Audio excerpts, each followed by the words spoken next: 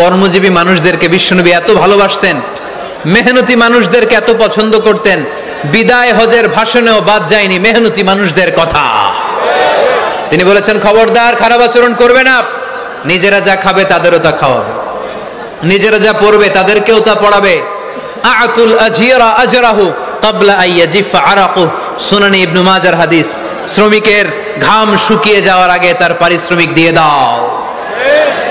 আবার বিশ্বনবী বললেন, খবরদার, সালাসাতুন আনা খাসমুহুম, কিয়ামতের দিন 3 শ্রেণীর ব্যক্তির বিরুদ্ধে আমি আল্লাহ নিজে মামলা দায়ের করব।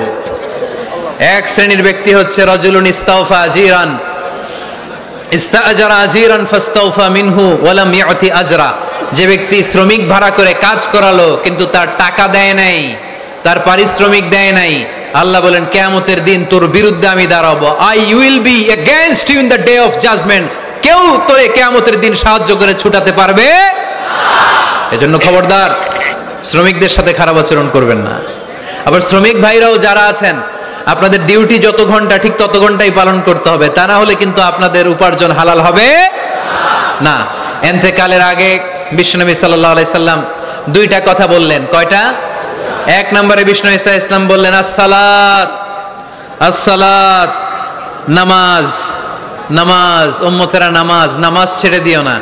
2 নম্বরে বিশ্বনবী বললেন ওয়ামা মালাকাত আইমানুকুম, খবরদার অধীনস্থ কর্মচারীদের সাথে খারাপ আচরণ করো না।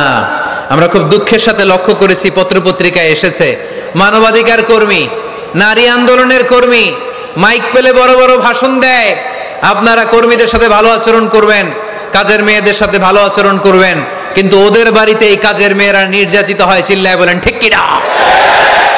আহা, পত্রিকার রিপোর্ট দেখে অবাক লাগে। খুন্তি দিয়ে চুলায় লোহা গরম করে পিঠে শেক মেরেছে, এরকম আছে না নাই? বিশ্বনবী সাল্লাল্লাহু আলাইহি সাল্লাম বলেছেন, খবরদার কিয়ামতের দিন তাদের বিরুদ্ধে আল্লাহ মামলা দায়ের করবে। আমরা যেন কখনো আমাদের অধীনস্থ কর্মচারীদের সাথে খারাপ আচরণ না করি। আল্লাহ তুমি তৌফিক দাও, আমরা পড়ি আমিন।